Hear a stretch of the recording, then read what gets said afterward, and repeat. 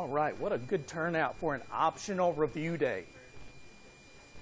Okay, today's the last day of class. We're going to review for your test and your final exam and your bonus test. We're going to go over the 37 practice questions. Of course, the answers are given, but you may want me to work through some of them. Some of them we might spend a little time on. Others are pretty self-explanatory, and we won't spend much time on those. But I want to make sure that everybody is comfortable with the calculations such as bond valuation, yield to maturity calculation, zero growth and constant growth stock valuation, the various capital budgeting techniques, payback period, net present value, internal rate of return, those types of things. So before we get started with this, let me ask you, are there any questions about the test itself, the test day, test time, anything? You have 2 hours, I think it's 2 hours to take the test. And so that will be, to take the test and the bonus test, so that'll be plenty of time. And it's Tuesday, next Tuesday at 1:30. Okay, other questions? Let me ask this. I'm kind of afraid to ask this question. Is anybody taking other finance classes next semester? So some of you are. Okay, very good. Okay. And it's not too late. This is my last plea. If anybody decides that this class has just been such a profound experience for you, it has made your life better, and you think you want to major in finance, you can still come talk to me, and we can take a look and see how long it would take you to graduate, which typically it's not any additional time unless maybe you're a last semester senior and you're just not wanting to go to work, so you want to change your major to finance, and I have no problem with that, okay? If your parents are paying for your education, they might have a problem with that, but I have no problem with that. So if you do want to talk to me about careers, salaries, classes, any of that, please come see me. All right, so this is your, let me bring this up first. This is your homepage. And you'll notice down at the bottom, we've got your study guide, the formula sheet for the final exam and bonus exam, and then these are the practice questions that we're going to be covering today in class. And I think really that's about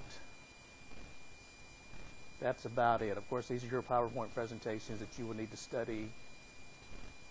And then if for some reason you want to go back and watch some of this again, you can go to the Integrity recordings because it's recorded for this class and for the online class. And it's a big help, I think, a lot of times that students don't take full advantage of this because you can go back and look at a certain problem and you don't have to listen to the entire class. You can just fast forward to that one, number 16 or whatever it is, and watch me go through the calculator steps. And if that's the only one you're interested in, then you're finished. So that's the great thing about the Integrity recordings is you can fast forward through all of the fluff and get to the actual calculations. All right, so let's take a look at some of these questions. You may see some of these again on your final exam and bonus exam. So we'll just start with number 1. And I'll try to give you a little explanation of each of these as we go through. The cost of long-term debt, or another word for this is simply bonds, is generally blank that of short-term debt. Now, of course, it's not going to be much of a mystery here because the answer's here. But long-term debt typically costs more than short-term debt. Can somebody explain why that is? Interest rates, higher interest rates, but would the interest rates be higher if you're borrowing money long-term versus borrowing money short-term? Because it's higher risk. There's more that can happen over a 20-year period versus if you borrow money for 10 years. So there's just more uncertainty or more risk. Okay, so the answer is C. Number 2, a blank. Now some of this is in your reading, so we didn't go through all of this, but it's in your reading or in your slides. A blank is a restrictive provision on a bond which provides for the systematic retirement of the bonds prior to their maturity. That would be B, what we call a sinking fund provision or a sinking fund requirement. And essentially what that is simply if a company has, let's say, $10 million they've issued in bonds, and they're going to come due in 10 years. Well, the company might not want to have all of the $10 million ready in 10 years. They might want to pay off some of the bonds as they go. So the first year, they might pay off $1 million worth of the bonds. In the second year, another $1 million. The third year, another $1 million. So the sinking fund provision is just a way that the company can pay off bonds systematically before retirement. So that's all that's referring to. Number 3, if a bond pays $1,000 plus interest at maturity, the $1,000 is called a couple of things. One is the par value. The other is called the face value. That's simply what the bond is going to be worth when it matures. Number 4, all the following are examples of restrictive covenants, restrictive debt covenants. So you would find this in a bond issue. Remember, debt refers to bonds. Except, now, a restrictive covenant is what a company cannot do. An affirmative covenant is what the company must do. Okay, so this is saying what the company cannot do. And the answer is going to be B, supplying the creditor with audited financial statements. That is typically what we call, that's what the company has to do normally with a bond issue. Okay, so that's an affirmative covenant. The others, for example, a constraint on future borrowing, that would be a restrictive covenant. The company typically can't do that without debt holder approval. Affirmative is what the company must do. Restrictive is what the company cannot do. And that's all spelled out in the paperwork of the bond issue. So a bond issue paperwork is kind of like a loan form. If those of you who have borrowed money, maybe to buy a car or a house or for student loans, there's a lot of stuff within the loan agreement. Most of us don't spend time reading that, but it's actually really, really useful information because it says what you have to do. For example, if you borrow money to buy a car, if you borrow money from the bank, you have to keep full insurance, full coverage insurance on that car. That's an affirmative debt covenant. You have to do that. You can't sell the car without the approval of the bank. I mean, that's a restrictive debt covenant. So it works the same way with loans as it does with a bond because remember we said a bond issue is simply a loan from a corporation to, well, you're loaning the money to the corporation or to the government entity, whatever is issuing the bond. All right, number 5, a blank feature permits the issuer to repurchase bonds at a stated price prior to maturity. That will be a call feature. We said some bonds are callable, and if they're callable, typically they have what's called a call premium, which is just a small amount of money over the par value. So maybe the call price is $1,050 or $1,100 versus $1,000. So typically it doesn't compensate you for what you're losing in lost interest, but it does make it a little easier when you have to sell back the bond. All right, number 6, the less certain the cash flow. And the answer is C, so the less certain the cash flow, the higher the risk, and the lower the present value of the cash flow. And that simply goes back to our present value calculation. And so this is back from chapter 5 where we said that the present value is equal to the future value, and we'll call the future value in this case the cash flow, divided by 1 plus R raised to the nth power. So what we're simply saying is if the risk is higher, this is going to increase your R. And if your discount rate or your interest rate or your cost of capital or whatever you call it increases, it's going to cause the cash flow to simply be smaller. So the present value is going to get smaller. So mathematically, that's simply what's happening. So for here, for example, here, if we use 0.05 versus 0.10, 5% versus 10%, the 5% is going to have a higher present value than the 10%. It's just mathematically that's what has to happen. All right, so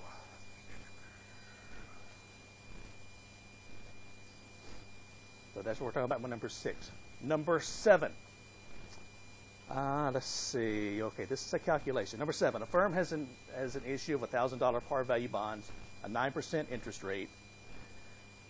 It pays interest annually, so that's an important part of the question. It has 20 years until maturity. If the bonds of similar risk are currently earning 11%, the firm's bond will sell for how much today? Okay, so remember with bond valuation, we need 4 inputs. So with this, and let's see, I worked these out. I was working these out. I actually finished them all. So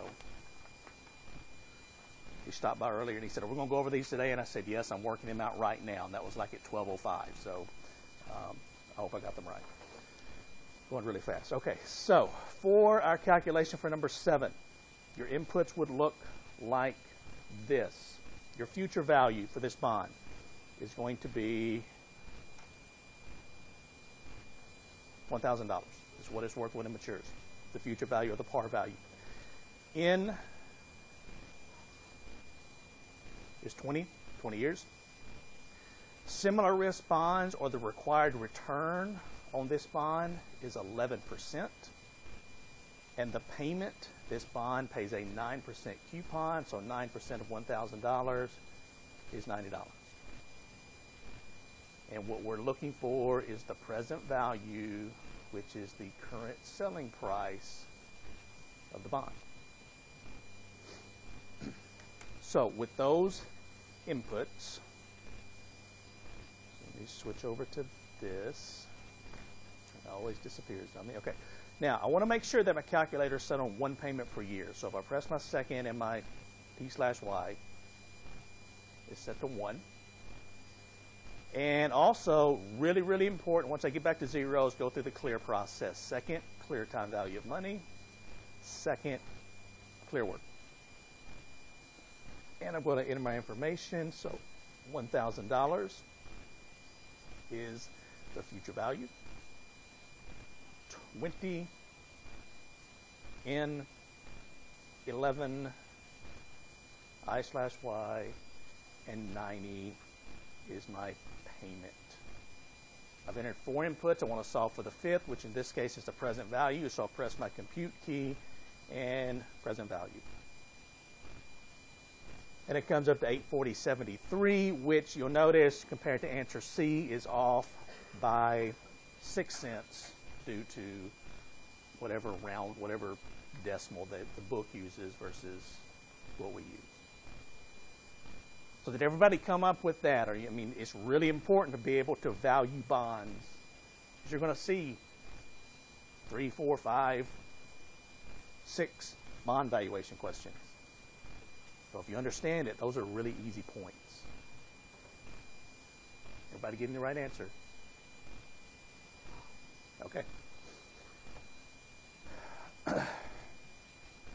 Okay, number 8. A bond will sell for blank, so the answer is A. So at a premium, when the stated rate of interest exceeds the required return, at a discount when the stated rate of interest is less than the required return, and at par value when the stated rate of interest is equal to the required return. Does anybody want to explain the first part of this? A bond will sell for a premium when the stated rate of interest exceeds the required return.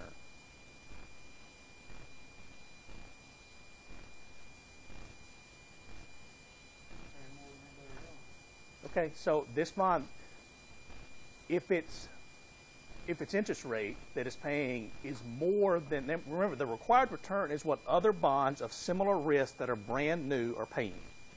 So what this is saying is this bond is paying a higher rate of interest than bonds that you can buy right now, brand new bonds that you can buy right now. So in that case, the price is going to have to be forced up, because why would an investor pay $1,000 for a bond paying lower interest right now if they could buy your bond that's paying higher interest for the same price? Okay, they wouldn't. So the price has to be forced up to cause the yield to maturity on both bonds to be equal. And that's what it says from the second part. When a bond is paying less interest than brand new bonds, it's going to settle the discount less than par value. And if it's paying the same amount of interest as new bonds, it's going to sell for what we call par. And that goes back to bond value behavior. So if you go back to chapter 6, there are a couple of slides and some tables in your book that are really good study guides for learning bond value behavior. All right, number 9. Tangshan Industries issued a bond, $1,000 par value, 15% annual coupon interest rate. Remember, look closely at if the bond is paying annual or semi-annual or even quarterly interest, because that's going to make a big difference in how you calculate the price of the bond. The bond matures in 10 years, currently sells for $12.50. Using this information, the yield to maturity of the bond is, okay, so to calculate this,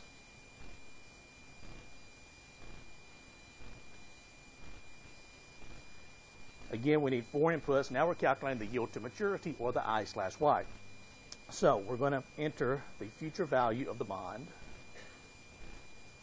which is 1,000, the present value, which is negative 1250. Remember, if you're entering a present value and a future value, one of them has to be negative, and typically it's better if the present value is entered as a negative number. The N is 10, and the payment is 150. And we're looking for the I/Y, which is the yield to maturity. So if we enter this information,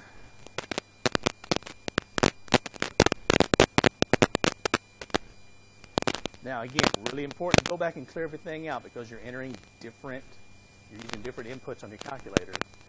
So 1,000 is the future value. 1250 negative is your present value. 10 is your N, and 150 is your payment.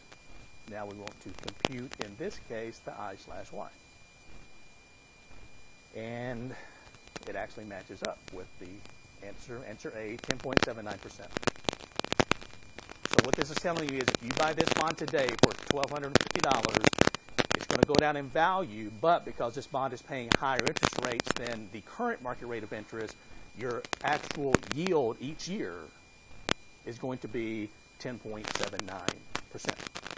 That's your yield to maturity. Everybody coming up with the right answer here? You know, if you're going through this and you put in 1250 is a positive present value, compute I/Y, you're going to see this. So if you're on the test, you're nervous, you're in a hurry, you forget to enter the negative, this pops up. It's an easy fix. You just go back and enter your present value as a negative, and you'll get the right solution. You guys are quiet. You're just beaten down by the semester, aren't you? You're just beaten down. You've had enough. Okay, I can understand it. All right, number 10. This is actually somewhat of a tricky question. Actually, as I was reading through it, I was like, okay, I thought this is going to be, I was in a hurry, so I thought this is going to take more work than it actually does. But it says you've got 2 bonds, each pay a 10% coupon, each have 10 years to maturity, each have $1,000 par value. Now, the issue date, that's the problem here. So I just took the issue date out, and I assumed that the bonds mature in 10 years. But you could use any maturity date. You could use 7 years, 5 years, 2 years. It's going to work the same. But that kind of throws it off where it says they're issued in 2000. So bond F is exactly the same. The only difference is it pays interest semi-annually. And the question is, when using the present value to determine the prices of the bonds, you're going to find that there's no price difference, one's higher than the other, or you need more information. Now, the answer is 8. There's no price difference. So if you work through this, for example, if you work through this by entering an N of 10 and then everything else the same, remember with the semi-annual coupon bond, you're going to multiply N by 2, you're going to divide the payment by 2, and you're going to divide the I/Y by 2.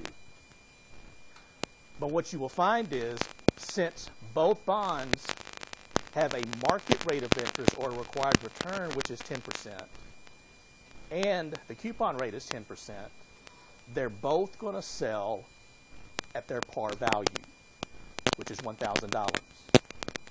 So there would be no difference in the price. Now, my next question, this is not part of this, but my next question is, and I want you to calculate this for me really quickly for both of these bonds. Let's assume these bonds have 10 years to maturity, each one, but the market rate of interest is currently 7%. Which of these, is the price higher, is the price lower, or are they still the same price? The only thing that changes is the current market rate for each bond is now 7%. So work through both of those, if you would, pretty quickly and tell me if the price stays the same.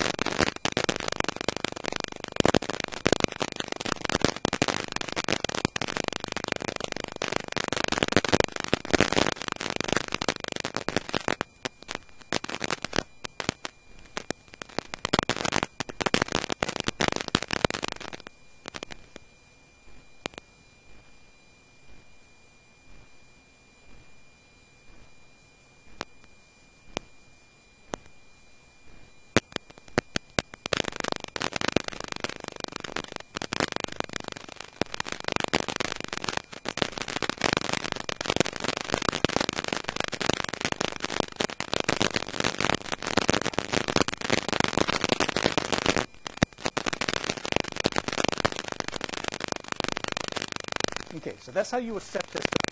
Now, typically what's going to happen is, if you have an annual coupon bond versus a semi-annual coupon bond, the semi-annual coupon bond is normally going to sell for less money.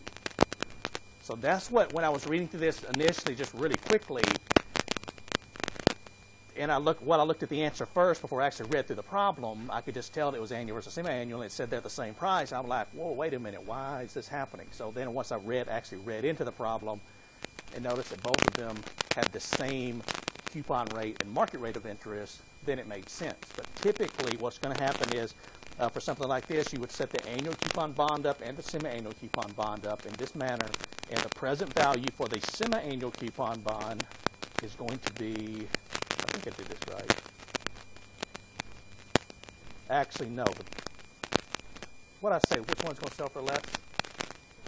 I think it's going to be the annual. The annual should be, I think, 12/10/71. Or I might have these backwards. Because all I did was put the answer down, but I didn't put the inputs down, so I'm not really sure which one goes to which. And this one is 12. Is that right, the annual? I came up with 12/13/19.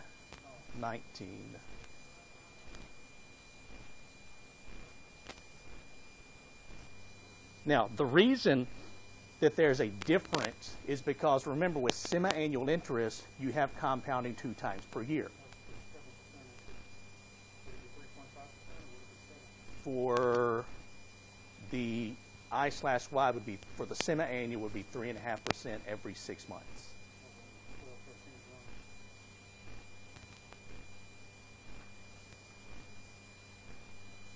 So put in 1,000. No, that's not right. Did anybody else come up with the 12, 13, 19?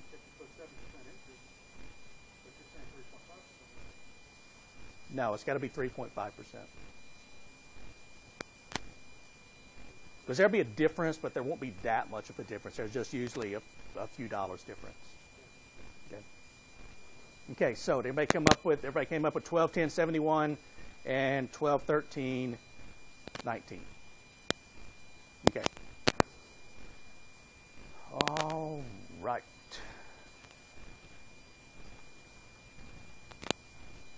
All right, number 11, key differences between common stock and bonds include all of the following except. The answer is D, dividends paid to bondholders are tax deductible and interest paid to stockholders is not. What's wrong with that statement?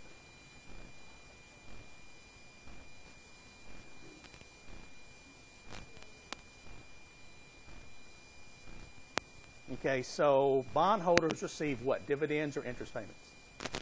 They receive interest payments. And interest payments are tax deductible.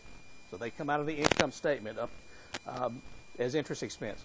Dividends paid to stockholders are not tax deductible. They're paid out after taxes have been taken out. Okay, so that's why answer D is incorrect. Number 12, an 8% preferred stock with a market price of $110 per share and a $100 par value pays a cash dividend of how much? We can use the zero growth model for this, which is going to simply be the payment, or excuse me, par value divided by the, well, let's go back. We're not ready for that. Okay, so this, what'll work here. Now, you've got 2 different options here. You've got the market price and the par value price. Just like a bond, when we're calculating the payment, with preferred stock, you calculate the percentage times the par value, not the market value. So in this case, you're simply going to take the $100 times the 8%, and that should give you $8 per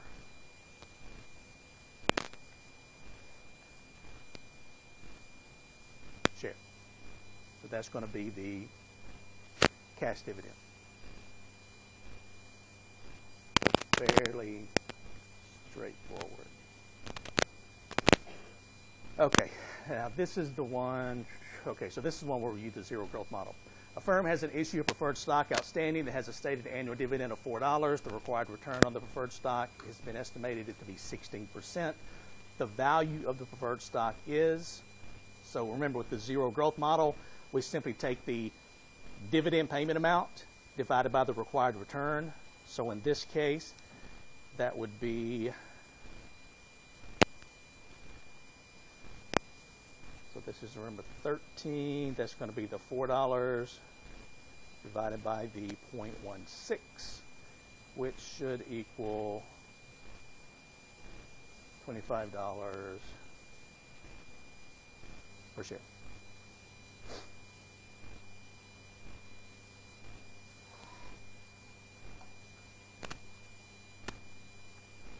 Now, in Chapter 7, we talked about 2 different stock valuation models. One was a zero growth model, and we said we can use that to value constant stock whose dividends are not changing. They're going at a 0 rate. We could also use that for preferred stock because preferred stock pays a fixed dividend that doesn't change. So it can be used interchangeably between those 2. The second model is the constant growth model, which will be used for common stock whose dividends are growing at a constant percentage each year. So in looking at this, if we go to number 14, and again, when you read through this, if you pay attention, it will tell you which model to use. Number 14 says a firm has experienced a constant annual rate of dividend growth. So you see that, you're thinking, okay, I'm using the constant growth model, or another name for it is the Gordon model. A growth of 9% on its common stock, and expects the dividends per share in the coming year to be $2.70. The firm can earn 12% on similar risk investments. The value of its common stock is. Now, another key to this with the constant growth model is, are we dealing with D0, which is a dividend that's just been paid, or D1, which is a dividend that is going to be paid in the future, in the next period. And so for this one, it says the dividend per share in the coming year will be $2.70, so we're dealing with D1. And I think on the quiz number 4, when you had to work through this, I think that gave a lot of you probably the most trouble in terms of determining, am I dealing with D0 or D1? And so these will give you some practice with that. So for number 14,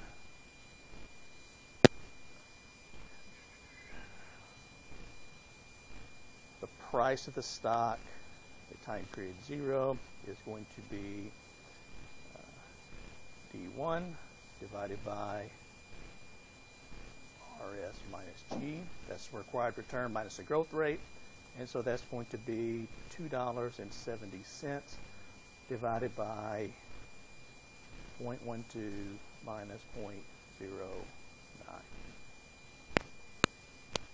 So we got 270 divided by 0.03, which should equal $90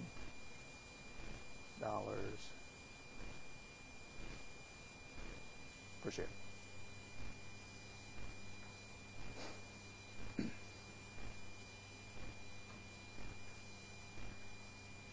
So, is everybody comfortable with this to this point?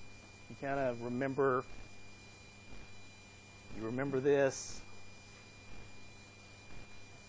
You're okay so far? You're not panicking? Nobody's hyperventilating? Okay.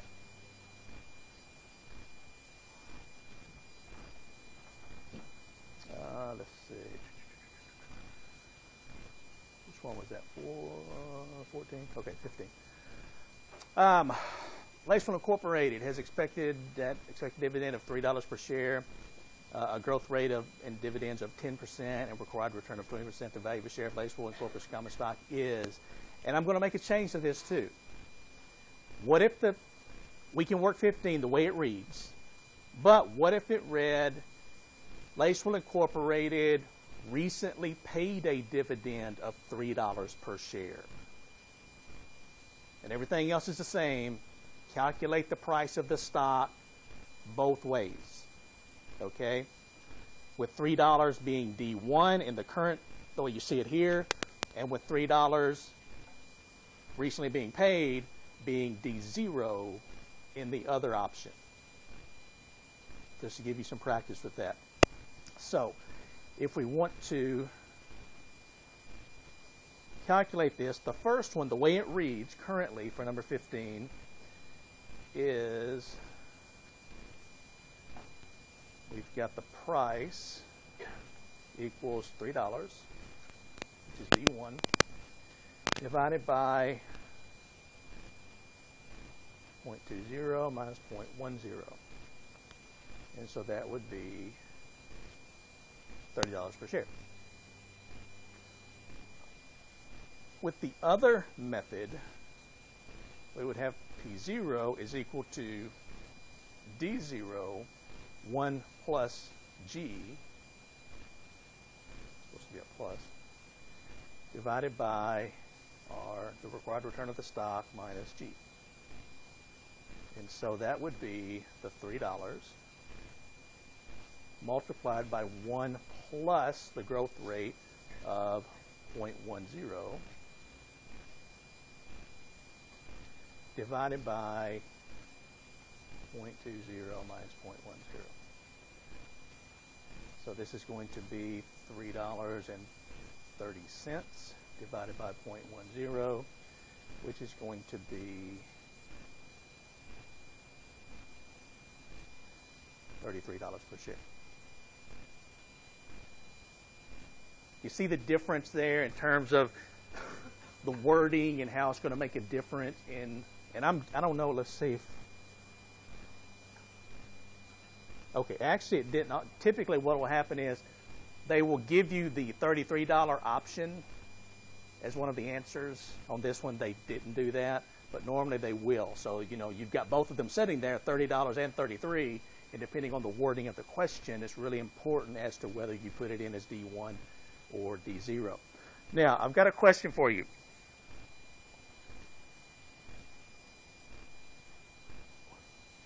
Why does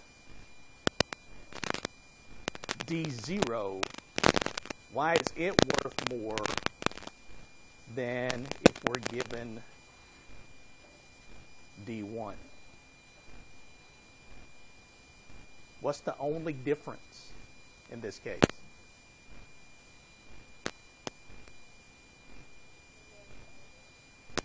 Because we've already paid one dividend, so this has, essentially what we're doing is we're taking the higher dividend now, which is going to be the next one to be paid, which if we're starting out at 30 would be $33, or excuse me, $3.30 per share. And so you get a higher dividend involved, which means your stock is going to sell at a higher price. And so that's why if you follow investing and you see if a company raises its dividends that it pays, typically that stock's price is going to go up because now they're returning more money to the shareholders. And if you're using a discount dividend model, you're going to see an increase in the price of the stock. And if a company lowers its dividends, you're typically going to see a decrease in the price of the stock. And it's for two reasons. One, mathematically it happens, but also if a company lowers its dividends, it gives investors less confidence in the future of the company. It sends a negative signal to the market, and they push the price down. All right, so everybody following so far? Okay, the efficient market hypothesis. All of the following are true except. So if you read through all of this, you will find that answer B, which says insider trading scandals have proven that stocks are not fully and fairly priced. As a result, it would be worthwhile for investors, I should say, to spend time searching for mispriced stocks.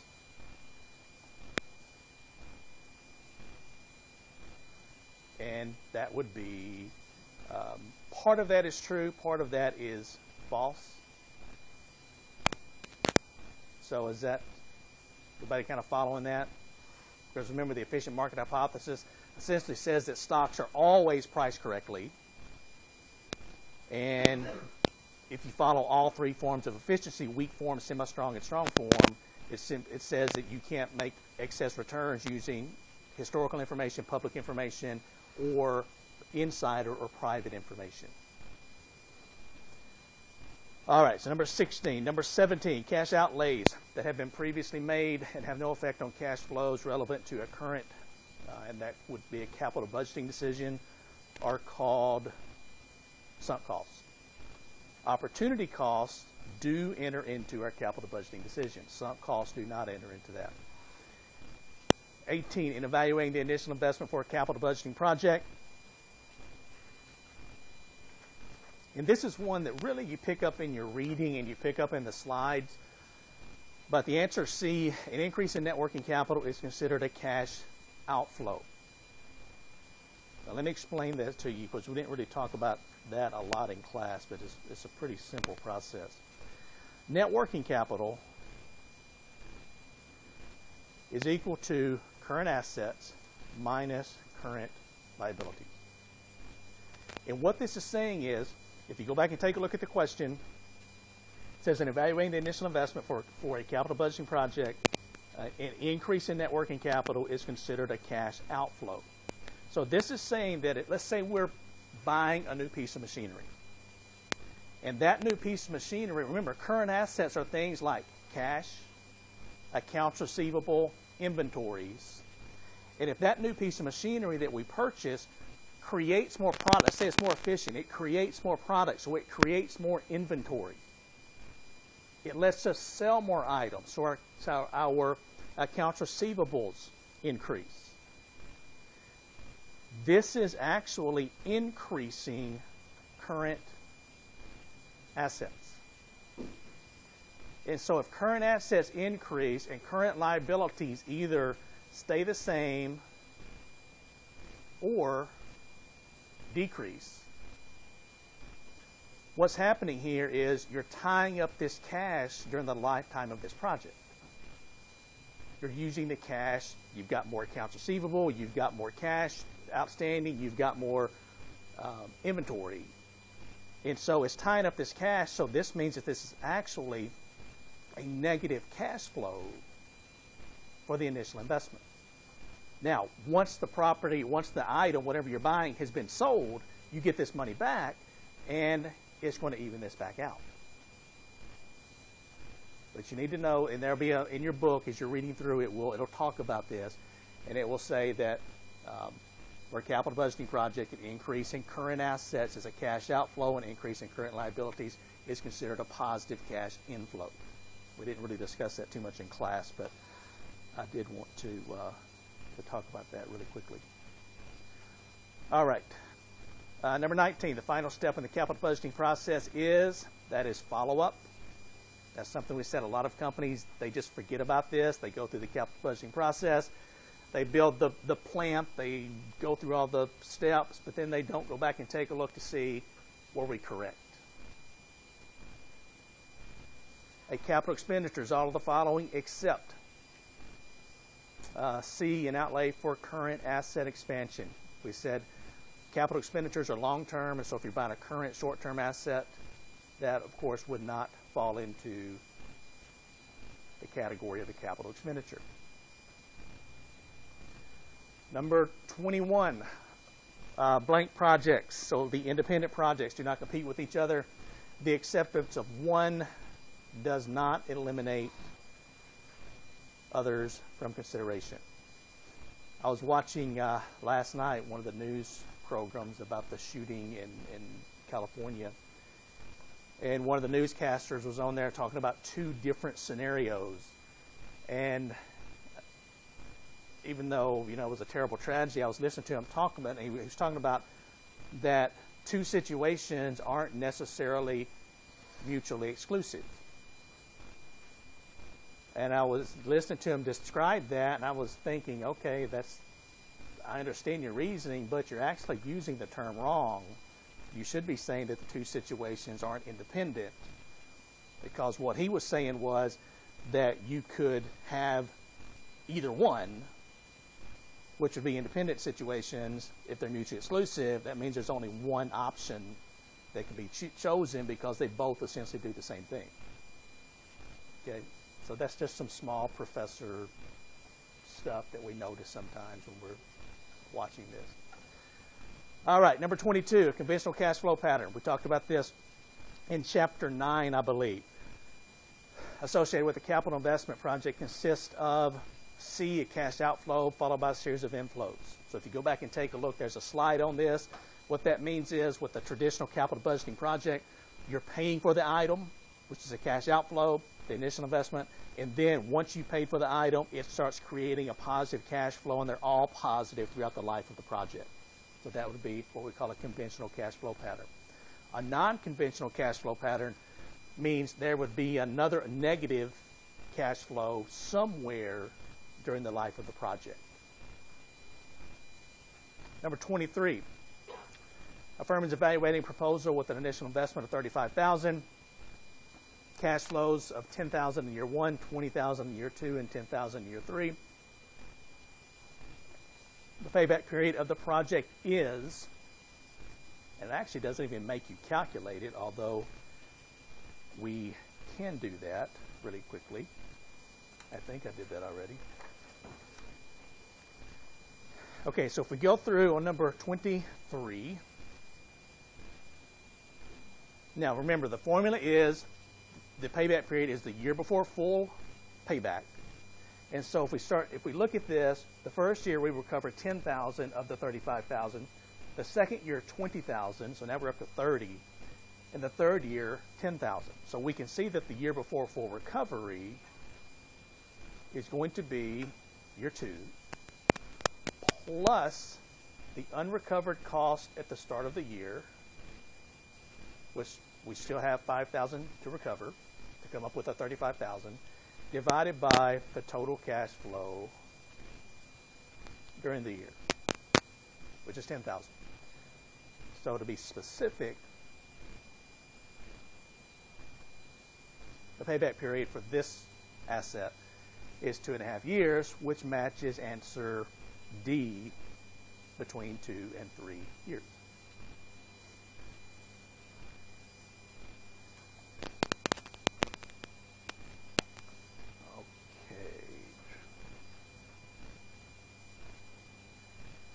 All right, number 24. A firm is evaluating 3 capital projects. The net present value for the projects are as follows. So 1 has a positive $100 NPV, 2 has $0, and 3 has a negative $100 NPV. And the firm should, and the answer is A, it should accept project 1, of course, because it has a positive net present value. It should accept project 2, because it has a 0 net present value, but it should reject project 3 because it has a negative net present value. Now we can take a look at this and use the information and come up with the right answer. To be technically correct, that should say a firm is evaluating 3 independent capital budgeting projects. Because with independent projects, that means you can accept as many as meet your minimum criteria, which would be project 1 and 2. If they were mutually exclusive, you could make the argument you would just accept project 1 because it has the highest net present value. All right, number 25. What is the net present? We're going to work 25 and 26 together because they're the exact same numbers. One is asking for NPV, the other is asking for internal rate of return. So number 25, what is the NPV for the following project? If it cost of capital is 15%, its initial after-tax cost is $5 million. So that's the initial investment, and it's expected to provide after-tax operating cash inflows of $1.8 million in year 1, $1.9 million in year 2, $1.7 million in year 3, $1.3 million in year 4. Okay, so once we get the cash flows in, we can calculate NPV for number 25. And we could also calculate internal rate of return for number 26 really easily. So let me switch over to my financial calculator. We'll go to my cash flow register, and then you'll notice I've got whatever last one we worked in there. So I'm going to press my second and clear work button. And then, if I can see this, let's see, I'll put this here. I'm going to put in my, actually I can't see it, my information. So the cash flow at time period 0 is $5 million. Remember, that's a negative cash flow. You have to make it negative and press the enter key to lock it in. I'll then press my down arrow key to go to time period number 1, and that is, let's see, 1.8 million. Press the enter key to lock it in. Down arrow key, the frequency is 1, which is correct. We'll go to cash flow number 2. It's 1.9 million. Press the enter key to lock it in. Cash flow 3, 1.7 million. And then cash flow 4 is 1.3 million. Press the enter key to lock it in. Now, once we've entered our cash flows, we're going to press our NPV key, net present value. It tells us that the cost of capital is 15%, so we're going to enter 15 as a whole number. Press the enter key to lock it in. And then we are going to press our down arrow key one time, and it tells us to press the compute key in the top left-hand corner.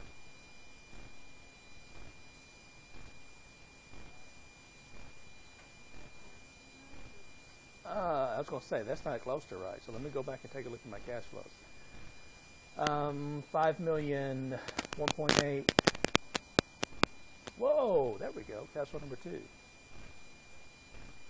Yeah, that's a really good example. If you get something like this and you're like, that's not even close, you might want to go back and take a look, okay? And then cash flow 3 is, okay, that's correct. So NPV down, compute. Now notice, this is kind of hard to see sometimes, but on the screen it's not, but on mine it's a little bit small here. Negative 137,052, round up $53. Now, with this having a negative net present value, would it be an acceptable or an unacceptable project?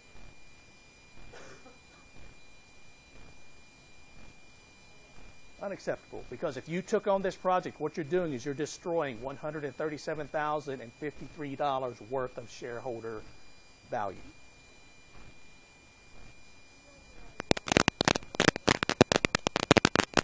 For the cash flow portion. Okay, so for the cash flow portion, different question? You're stretching? Okay. Okay, so for the cash flow portion, what you would do is you would press your CF key, and then, again, I'm not going to do this right now because it'll erase it, but you press your second clear work, it'll clear out your old cash flows. Now, the key here, because when I see an answer that's just really off, the first thing that I think I did is I'm thinking, okay, I might not have entered the cash flow at time period 0 as a negative number. And that's a very common mistake. So, for example, if I would put in $5 million here, and I work this problem, you'll notice I get a really strange answer. Because what I'm doing is it's not subtracting the $5 million initial investment from the present value of cash flows 1, 2, 3, and 4. So if you get a number that's really big compared to your possible answers, go back and take a look at your cash flow at time period 0, because it should be negative. And then, as I press my down arrow keys, I just put in my cash flows. The first one's 1,800,000. The second, once I press my arrow down arrow key twice, is 1,900,000.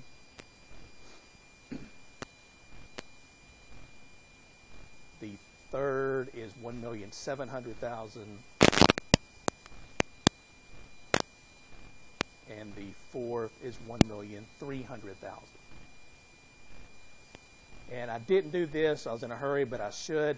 You can just keep pressing your down arrow key. It'll take you forward one period, which it'll show we don't have a cash flow at time period 5. And then it will wind you back around to where you started. And so it's always good practice to go through and take a look at your cash flows to make sure they're correct. Now, once you've done this, you'll press your NPV key. You will put in your 15%. Press the enter key. Another thing that I see a lot of is you put in the 15, but then you just press your down arrow key. And again, you're going to get a strange answer because it's not going to calculate the present value, or it's actually going to be the actual dollar amount of the cash flows, because you're not discounting it because you didn't enter an interest rate. So 15, and then compute.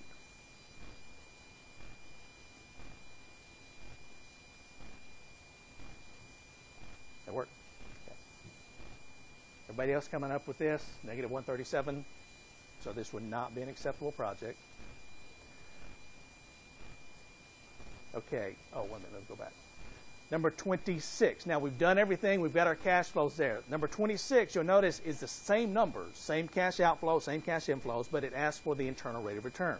So to do this, since I've already got my cash flows in, I'm simply going to press my IRR key, internal rate of return, and press the compute key. And it tells me that the internal rate of return is 13.57%.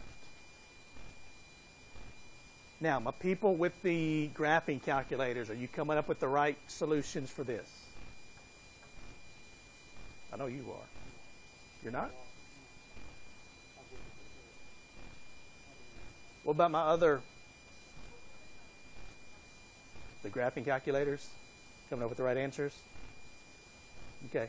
If anybody needs some help with any of this, okay, if anybody knows what's happened, because we looked this up on YouTube after class on Tuesday, and there is a video that will walk you through this process of exactly what to do, how to enter your cash flows for net present value, internal rate of return, etc. Did I have a question somewhere?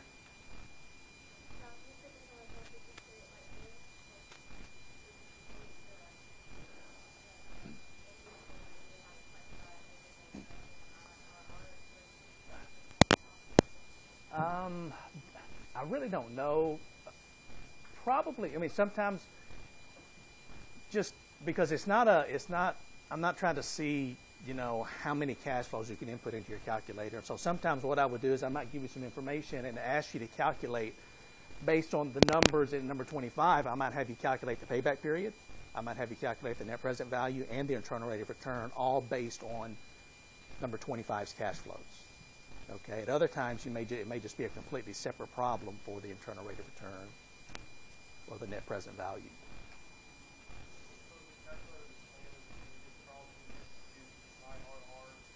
The only difference is because you've got your same cash flows, so you just press the IRR key and the compute key. And I just happened to look when I was working through these, I just happened to notice that the cash flows, because what I would have done is I would have cleared my cash flows and started putting in the cash flows to number 26, but I just happened to notice they were the same, and so I just went back. If they match up, you can use them again. Okay, some of these we've done before, so I'll just work through them really quickly. The prospect yield to maturity, $1,000 par value bond, selling for $11.20. That matures in 6 years and pays 12% interest annually. So for this one, and I haven't worked these out, so I'll have to take a look at these. Let's see okay, so the future value.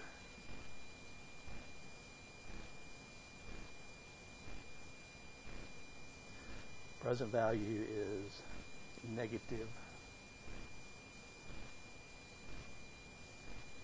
That's supposed to be an N, by the way. N is 6 years.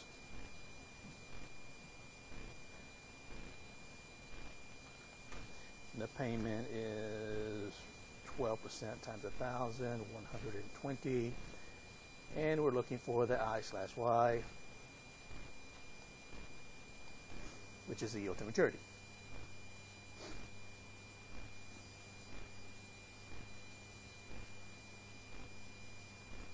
And so I'm not going to work through this unless somebody comes up with the wrong answer, but you should come, if you clear your calculator out, I'm guessing you'll come up with 9.3%. Is that exactly right? Okay. Did everybody come up with 9.3?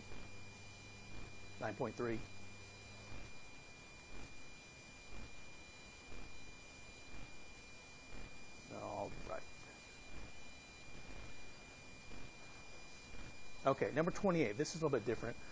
Number 28 says, what is the current price of a $1,000 par value bond maturing in 12 years with a coupon rate of 14%, paid semi-annually, that has a yield to maturity of 13%. So now you see the word semi-annually, you need to make some changes to your inputs. Leave your calculator set on one payment per year and calculate, in this case, the price of the bond.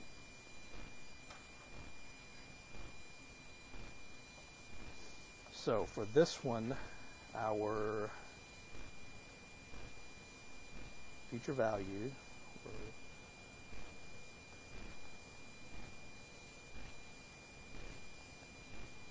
N is,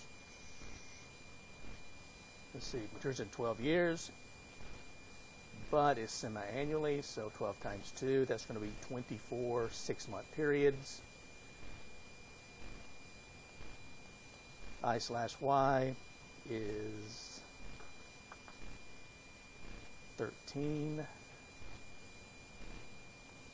divided by 2, which is 6.5%, and the payment is going to be converted to a 6-month payment. So it pays a coupon rate of 14%, which will be $140 per year, but it's $70 every 6 months. And now we want to calculate the present value, and it shows us that the present value should be $1,059.95. Is that exactly right? Okay. Let everybody come up with that. Again, you make your changes manually. Leave your calculator set to 1 payment per year.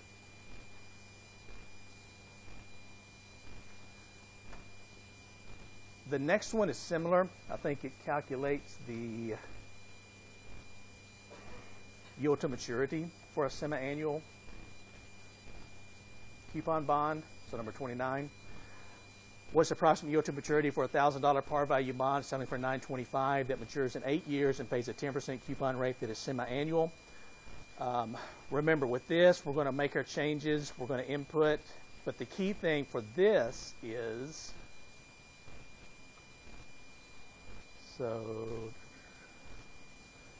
we've got the future value. We've got the present value of negative 925.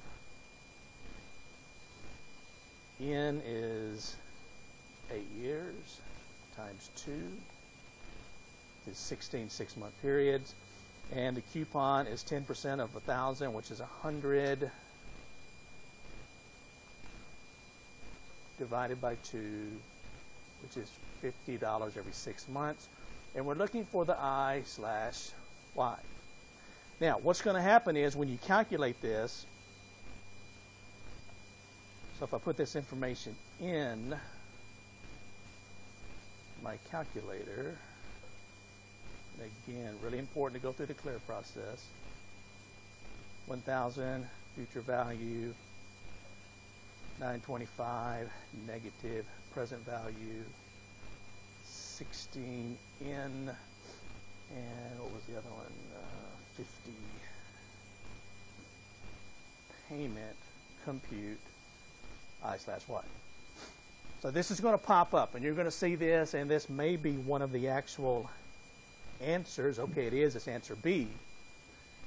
But it's incorrect. Why is it incorrect? Because what?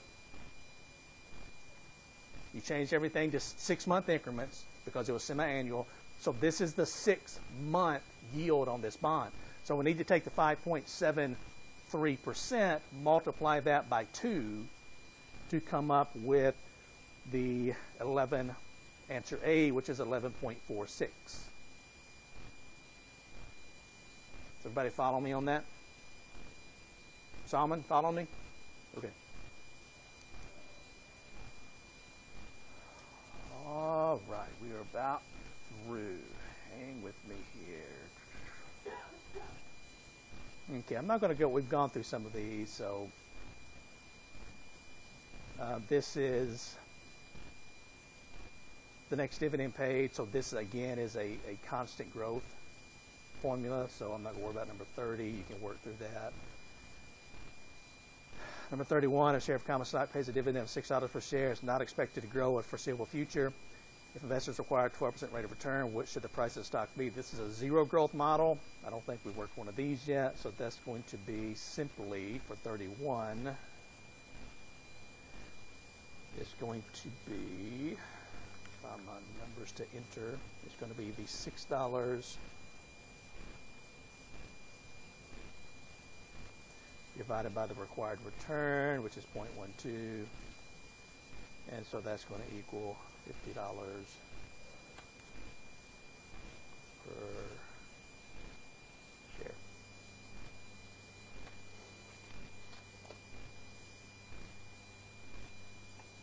All right.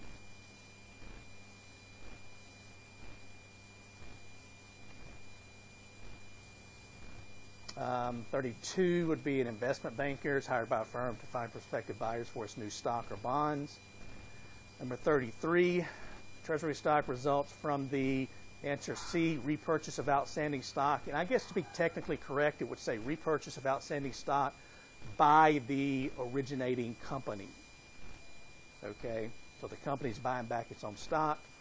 Number 34, we've actually talked about this previously. Conventional cash flow pattern has an outflow followed by a series of inflows, which is answer C. Number 35, and these are some of the things I ask you to take a look at on your own, such as what is book value, what is liquidation value. Number 35, blank, so that would be B, book value, is the actual amount of each common stockholder will receive if firm assets are sold, and it would be if they're sold at their book value. It leaves that out. And preferred stockholders are repaid any remaining money divided among stockholders. 36, the use of the PE multiple is useful for valuing firms that are not publicly traded or privately held firms. And number 37, in the Gordon model, the value of the common stock is D, the present value of a constant growing dividend stream. So these 37 questions are just all over the place, but they do cover your final exam and your bonus exam. So, are there any other questions? If anybody needs to come by and see me,